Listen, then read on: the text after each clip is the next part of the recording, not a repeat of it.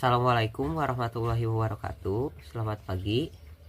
Hari ini saya dan rekan saya akan menjelaskan mengenai hasil laporan, yaitu jurnal dengan judul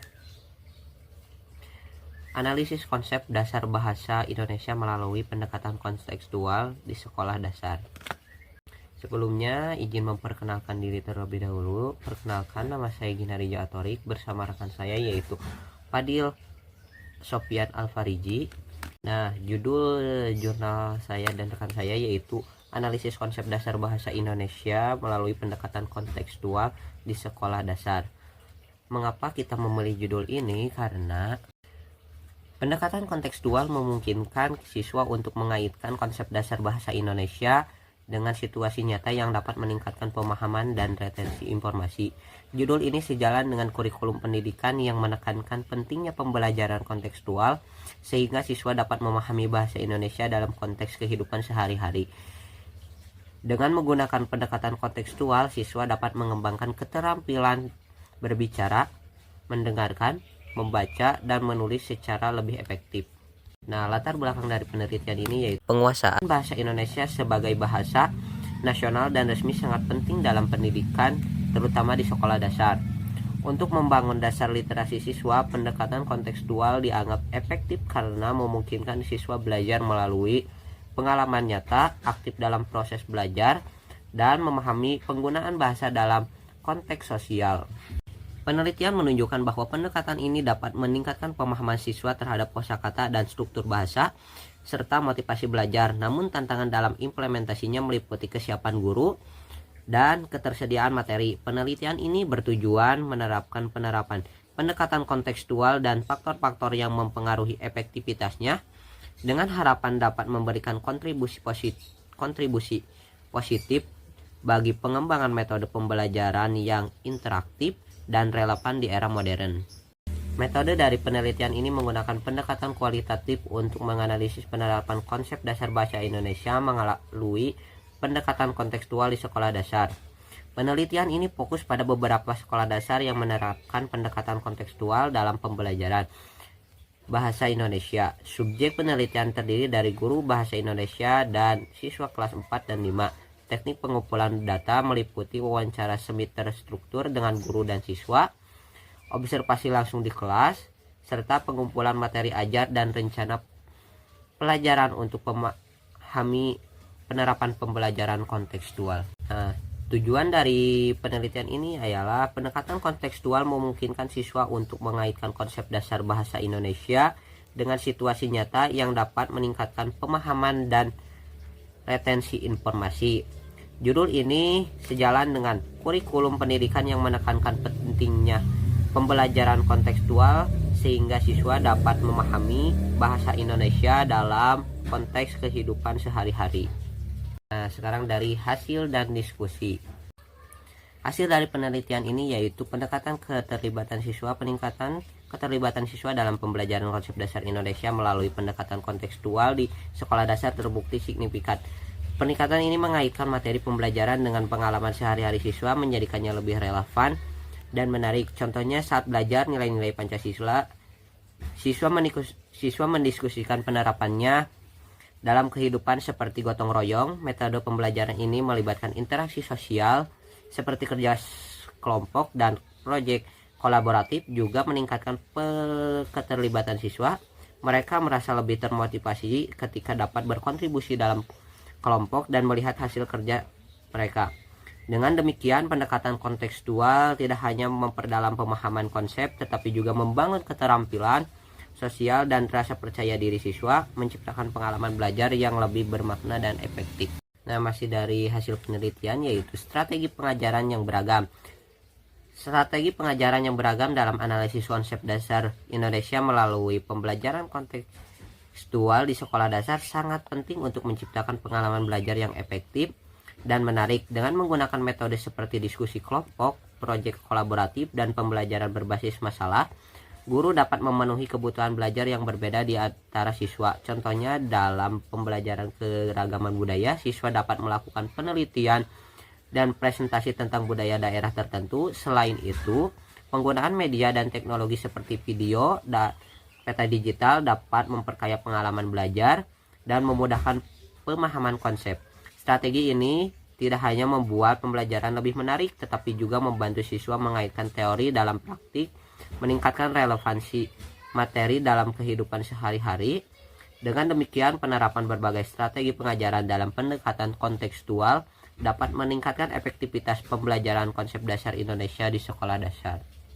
Yang berikutnya ada tantangan dalam hasil penelitian, yaitu tantangan dalam analisis. Tantangan dalam analisis konsep dasar Indonesia melalui pendekatan kontekstual di sekolah dasar meliputi kurangnya sumber daya, seperti fasilitas belajar dan alat bantu pengajaran, terutama di daerah terpencil yang terbatas akses teknologi. Selain itu, pelatihan guru yang tidak memadai menghambat pemahaman mereka dalam menerapkan pendekatan kontekstual, sehingga sulit merancang kegiatan yang menarik. Perbedaan latar belakang siswa juga menjadi kendala, mengakibatkan ketidakmerataan pemahaman. Untuk mengetahui tantangan ini, diperlukan dukungan lebih dalam pelatihan guru dan menyediakan fasilitas yang memadai agar penerapan pendekatan kontekstual dapat lebih optimal dan berdampak positif bagi perkembangan siswa. Yang selanjutnya ada dampak positif penelitian terhadap pemahaman bahasa, yaitu pendekatan kontekstual dalam pembelajaran bahasa di sekolah dasar memiliki dampak positif yang signifikan terhadap pemahaman siswa.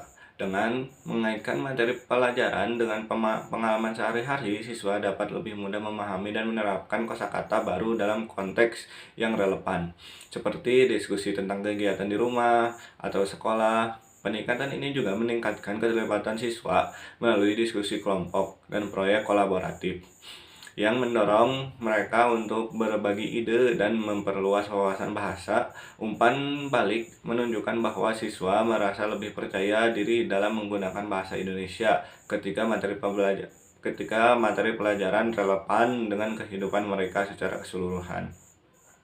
Pendekatan kontekstual tidak hanya mengaitkan pemahaman bahasa, tetapi juga membangun keterampilan komunikasi yang penting untuk interaksi sosial di masyarakat yang beragam. Yang selanjutnya ada umpan balik penelitian kepada siswa. Umpan balik siswa terhadap pembelajaran konsep dasar Indonesia melalui pendekatan kontekstual di sekolah dasar menunjukkan hasil positif. Siswa merasa lebih terlibat dan termotivasi ketika materi dihubungkan dengan pengalaman sehari-hari, seperti memahami nilai-nilai Pancasila melalui contoh nyata. Mereka juga menghargai metode pembelajaran seperti diskusi kelompok dan proyek kolaboratif yang meningkatkan kepercayaan diri dalam berbagi ide. Namun, siswa menginginkan lebih banyak variasi dalam metode pengajaran, termasuk penggunaan teknologi dan media visual. Umpan balik ini penting bagi guru untuk menyesuaikan pendekatan pengajaran, sehingga pengalaman belajar lebih sesuai dengan kebutuhan siswa dan menciptakan lingkungan belajar yang inklusif. Selanjutnya ada diskusi penelitian. Yang pertama ada relevansi materi dengan kehidupan siswa, yaitu materi pembelajaran konsep dasar Indonesia melalui pendekatan kontekstual di sekolah dasar sangat penting untuk meningkatkan pemahaman dan keterlibatan siswa.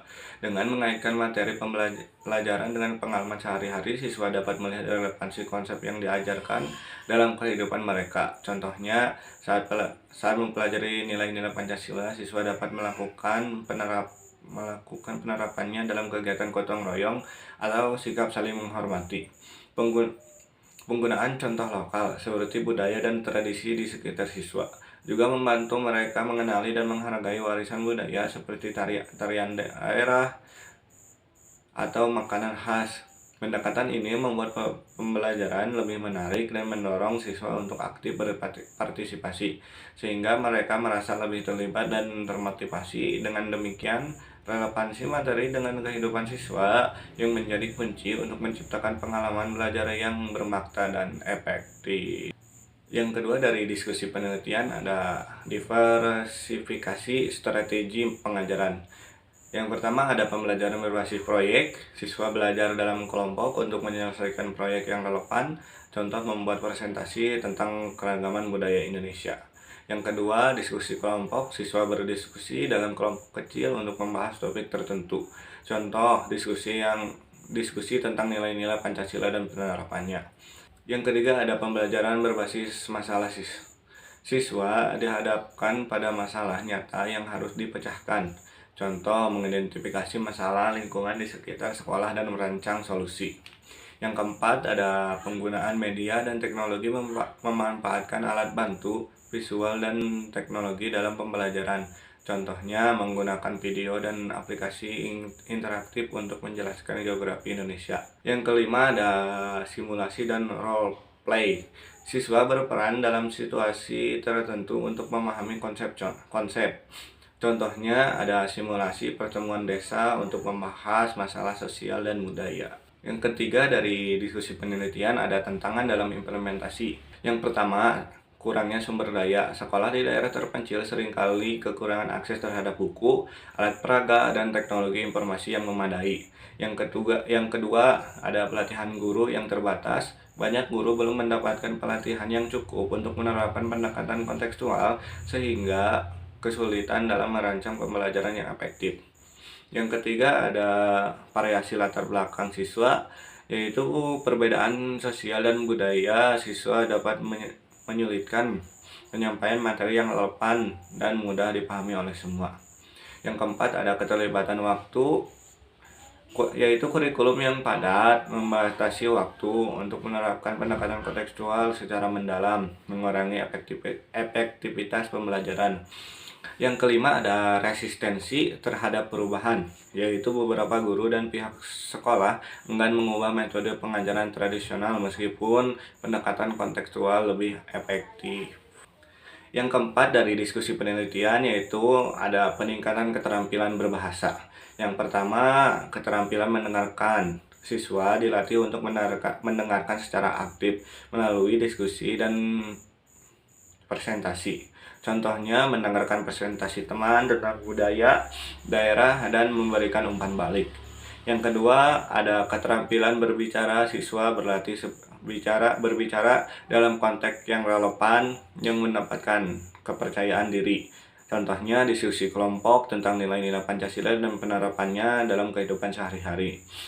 Yang ketiga, ada keterampilan membaca, yaitu siswa membaca teks yang berkaitan dengan pengalaman mereka yang meningkatkan pemahaman bacaan.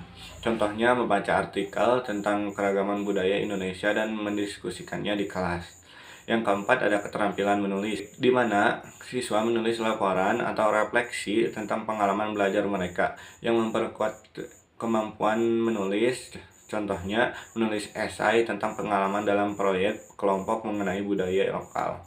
Yang kelima, ada keterampilan berkolaborasi, yaitu siswa belajar bekerja sama dalam kelompok yang meningkatkan kemampuan komunikasi dan interaksi sosial. Contohnya, bekerja dalam kelompok untuk menyusun presentasi tentang isu sosial masyarakat. Yang selanjutnya, yang nomor 5, dari diskusi penelitian ada umpan balik positif dari siswa. Yang pertama, ada keterlibatan yang tinggi. Siswa merasa lebih terlibat saat materi dihubungkan dengan pengalaman nyata. Contohnya, saya lebih suka belajar tentang Pancasila ketika kita membahas contoh di kehidupan sehari-hari. Yang kedua, ada pemahaman yang lebih baik, yaitu konsep lebih mudah dipahami ketika diajarkan secara kontekstual. Contohnya, saya bisa mengerti lebih baik tentang budaya Indonesia setelah melakukan proyek kelompok. Yang ketiga, ada motivasi yang meningkat, yaitu pendekatan ini meningkatkan motivasi siswa untuk belajar dan berpartisipasi. Contohnya, saya merasa lebih semangat belajar karena kita bisa berdiskusi dan bekerja sama. Yang keempat, ada keterampilan sosial yang berkembang. Siswa belajar bekerja sama dan berkomunikasi dengan baik. Contohnya, saya belajar banyak dari teman-teman saat kita bekerja dalam kelompok. Yang kelima, ada pengalaman belajar yang menyenangkan, yaitu proses belajar menjadi lebih interaktif dan menyenangkan. Contohnya, belajar dengan cara ini lebih seru daripada hanya mendengarkan guru berbicara. Sekian review artikel atau jurnal dari kami yang berjudul Analisis Konsep Dasar Indonesia melalui Pendekatan Kontekstual di Sekolah Dasar. Mohon maaf bila ada kesalahan kata ataupun dalam menjelaskan, karena kami juga masih dalam tahap belajar. Terima kasih. Wassalamualaikum warahmatullahi wabarakatuh.